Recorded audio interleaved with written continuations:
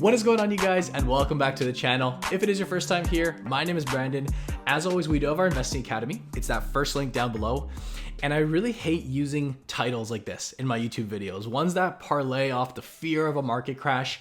As we should well know, we did have a pretty rough week in the markets. A lot of stocks, in particular the tech stocks, the growth companies, the ones you see covered here on YouTube, they had rough weeks. But to say the market is crashing, I think that's a little premature. In fact, you'll note that actually a lot of companies on a 1 week basis, the more defensive, more safe plays, they actually held up fairly well.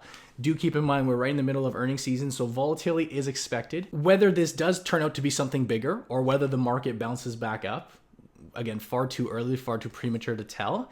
It is a good and wise idea to have a number of stocks that are on your radar. A couple of target stocks, well, not a couple. Today we're going to be covering 5, but I always like to have stocks that if the market were to keep dropping, if we were to see stocks get severely discounted and severely, the levels were to drop lower, I'll share with you 5 stocks that would work well for me and 5 stocks that I would personally be looking at given the market conditions. One thing that I would like to make clear, this is a mistake that I'm seeing amongst viewers, amongst other creators. I think this is just a big problem right now. And this happens whenever the market drops. But to just think that because we had a red week, there's deals all over the market and everything is on sale, I think that's a very, very, very bad way to look at it. I've had a number of people DM me, reach out saying, Apple's on sale. Apple's down 5-10% this week. It's on sale. Well, yeah, they had a rough week, but let's be pretty clear here. Just because a stock drops a few percentage points, that by no means means that it's a stock that's either in a buy point or it's severely on sale. I don't mean to pinpoint out Apple here by any means, and hey, maybe this is a good stock to buy at the moment, but you'll know we haven't even reached pre-COVID levels, and it's been one hell of a year or past couple of years for stocks. So do just keep that in mind. A 3 to 5% drop does not equal automatic sale. That could still be a stock that's overvalued. It's just overvalued or undervalued by less than 3 to 5%. But let's dive on into today's video. I got a ton of fun selections for you guys. Give this one a thumbs up. But my first stock is the company Anta Sports, ticker ANPDY. You're probably not familiar with this company. I've actually only covered them once on the channel about 2 years ago. This is a stock that does trade over the counter, FYI, the OTC markets, and it is down about 20%. So one of the heavier drops in relation, this stock had actually done quite well. I do believe it was trading at overvalued territory. So it has seen a harder or stronger sell-off than a lot of other companies out there. Anta Sports, for those of you not familiar, this is, in my opinion, whether it's fair or not, I like to call them the Nike of China, the Chinese Nike, because this is the largest sportswear apparel company over in Asia or in China. They also own a number of brands under their umbrella, one of the more notable ones being Fila. They've inked deals with NBA players that I follow like Gordon Hayward, Klay Thompson, of course, China Klay, a favorite, and a number of other athletes. But this to me is a stock that, although it is selling off, when you take a look at these numbers, it is growing like a wildfire. Now, you will note that these are in Chinese currency, but just over the past decade, revenues went from 7.4 billion to up today, 2019 or trailing 12 months numbers. They've grown that year in, year out, today sitting at about 33.7 billion. Along with that, we've seen operating income grow.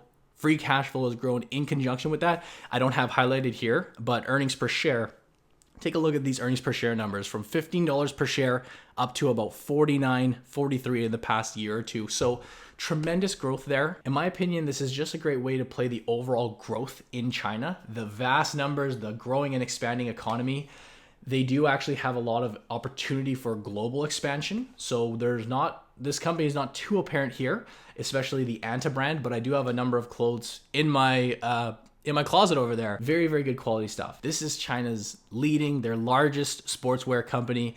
I've always wanted to own Nike, and I never have got the chance to, but Anta's been a great performer with me other than the past couple of weeks. So yes, the sell-off's been heavy. I would love to see this come down a bit further, actually, because I do think the stock needed a necessary cool-off. But with growth numbers like this, Anta stock is one that is highly on my watch list. Second stock up for me is the company Visa, ticker V. And this is a stock that's performed very, very well. However, a PE of 50 is just simply too high for me. I need this to come down if I want to add to my position. I do own Visa, and I haven't felt just that perfect or right time to add more. If the market were to sell off, if the stock market crash continues, oh boy, I will be loading up. Although this is a US company for any of our Canadian investors, here in the Canadian market, we don't have anything that comes close to the command that Visa, that MasterCard, that they boast. You have to look to the US market for companies like these. I know this is a technology company and a lot of our big tech did sell off, but Visa I put in actually a different category. The fintech category, they just capitalize on transactions all over the world, which is why the shares have been so reliable. As our world continues to become more and more digitalized, and more transactions shift digitally, I am a long-term bull. I'm very bullish on Visa, MasterCard, the entire space. Visa is my pick. I do already own them, which is why if this stock came down further, I'd love to see that because I'd be scooping up shares. Today they trade at $212 USD with the very minimal dividend. Next up for me, stock number 3 is right here in Canada. It's Canadian National Railway, ticker CNR.TO. This is a company that I do not own. I've wanted to own for the longest time and never thought the timing was right, which was foolish of me. But if this stock came down further, we'd see this 1.78% dividend creep up. Love to see it above the 2% range. This would be a high stock on my radar. Very much like Visa, however, it hasn't really sold off. It goes to show the reliability, the certainty of this business. In my personal portfolio, I do not own any railways. I'm actually lacking in the industrial space currently. Again, this is just stocks that I'm looking for, giving you guys some ideas. I'd love to go with a North American beast like Canadian National Railway. This to me is actually the clear railway out there when it comes to efficiencies, when it comes to the way that they operate. I don't see people not needing to transport things by train for a very, very, very long time. One thing about the railroads, in particular the two ones here in Canada, CNR and CP, the moat that they have surrounding their business, in the sense that it's not easy to come and lay new tracks and just take away market share, this provides them with a major competitive advantage. They finished this year with some very nice numbers. Earnings per share was up 14%. Cash flow has significantly bumped up 62%. And as we've touched on a number of times on this channel, I feel like we talk about Canadian National Railway all the time. But in my opinion, this is actually, believe it or not, a recession-resistant company. I know that doesn't make sense because you'd think the industrials are naturally very cyclical. They're very closely tied with the economy and shipping freight. And while that is very true, CN Rail has posted a very nice track record through downturns. They're actually expecting in 2021 to bump their dividend up by 7%. This will be the 25th consecutive year of increases. They've actually increased their dividend every year since their IPO in 1999. To me, this is a great long-term hold. It's one to keep on the radar, and that's the company CNR. Next up for me is the company Google, ticker GOOG. These guys were down about 5% off all-time highs. So nothing too major in the big scheme of things. Again, let's reference this great performance they've had over the past decade. But this is one of my top selections when it comes to the FANG stocks. This is one of my top selections when it comes to technology, as they are involved all over the place. Search engine, YouTube, cloud storage. You're getting a backdoor play on AI, self-driving cars even, the list goes on. And one of the things to me that is key with a company like Google is their leadership and their corporate culture. This is a company since their inception who have always been innovating. They've always been, turning the page. And to me, there's a very big difference between a new and exciting company that's pre-revenue, and yeah, they may be innovative, they may be exciting, but they haven't even sold a product yet, or maybe they're just burning through money, versus a company like Google, which in the previous quarter, actually these are full year numbers as well, but in Q4 alone, they pulled in $57 billion in Q4. Full year numbers have been climbing year after year to where in 2020, the past year, they pulled in $182 billion, a very healthy chunk of that being retained after their expenses. I love Google. It's one of my long-term holds. It's one of my favorite positions in my portfolio. And actually, despite the lack of a sell-off relative to others, Morningstar actually does have them currently valued at a 22% discount. This is with only a 5% drop over the past little while. So if the market broadly continues to sell off and it starts to take Google down with it, I'll be scooping up as much as I can. Next up, number 4, I actually just realized we have a bonus stock to throw in. We have 6 stocks in total today. But number 4 is the company Pfizer, ticker PFE.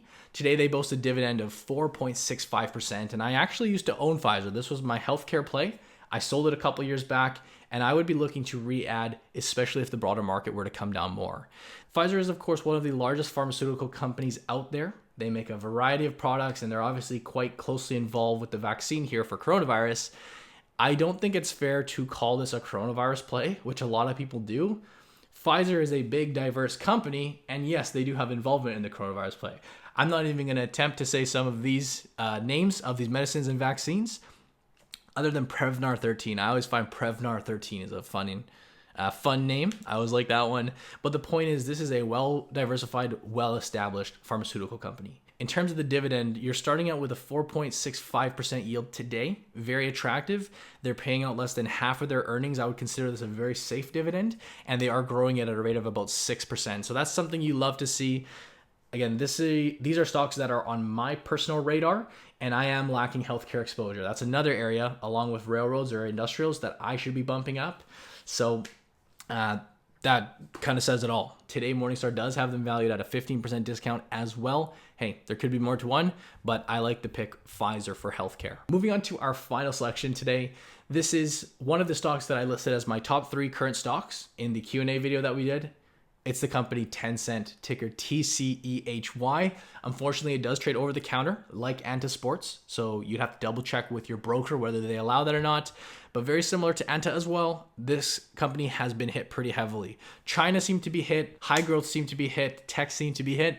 Tencent does kind of fall into all of those categories. In my opinion, they're down over 10%. I consider this one of, if not the most powerful company in China. I know everyone likes to think to Alibaba. A lot of people overlook Tencent, but this company, just FYI, this was the first company in China to reach a $500 million market cap. And this goes back, billion-dollar market cap, excuse me. This goes back a couple of years now. They were actually at one point trading larger than the company Facebook. All of this company does kind of flip under the radar. They are very much like Google because they're involved in so many different areas. They make the WeChat app, of course. They are huge in video games. Big reason why I like this company. Payment systems, they do all sorts of entertainment and streaming and music. They really do everything.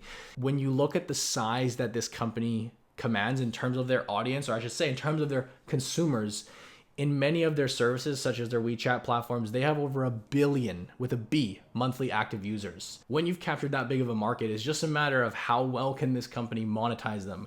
Is that through increasing advertising? Is that through more fees on their payment systems? You have the audience, you have the market there. It's just about refining. It's just about getting better and better. And again, this is very much like Anta. It's an overall play on the growth of China. It's an overall play on technology. 2 areas that I am bullish on long term. Of course, this does come with its risk. I know people are going to hate on it for whatever reason. That's your opinion. But overall, Tencent, again, is one of my favorite ones out there. They are down 12%, and I'd love to see this come down lower. Today, they're trading at $86.80. But those right there are 6 stocks that I will personally be adding to if the market continues to fall. Now, these are stocks for my own personal situation. Always do your own due diligence, your own research. I get it that it's tempting to want to go out and buy on every single dip, right? Stock's down 3%, Google's down 5%. I want to buy. If you understand that things could get a lot worse, right? Stocks don't only go up. If you think there's deals across the market right now, you're probably falling victim to that mindset that stocks only go up and that you can buy every dip. What if there's a lot more in store? We haven't even hit COVID levels for a lot of these companies. So I wouldn't say there's screaming deals out there yet. In fact, I haven't added any of these stocks. The one stock I did add was Lockheed Martin on a separate note. And I wanted to buy that stock before even this week crash in the market. Main takeaway for you guys is to be patient. I had the exact same feelings looking on my computer screen. I wanted to go out and buy them, but hey, there's no rush often. You know, we can give it a week, give it a couple weeks, kind of see how things are going and see how the market plays out. No need to buy stocks on every single dip. I could be wrong though too. If the market bounced back right away, well then guess what? It would have been great to do that. But these are just my overall thoughts, just kind of spilling it out there for you guys. Hopefully this can give you some good ideas. If you enjoyed, take a moment to give this video a big thumbs up because that really does help. If you're not already subscribed to the channel, we post videos like this every single week. And as always, we do have our Investing Academy. If you are new to the stock market, if you're looking for courses and training, click the link down below. You can learn all about our academy. But as always, I thank you guys for watching. I hope you enjoyed, and I'll see you in the next video.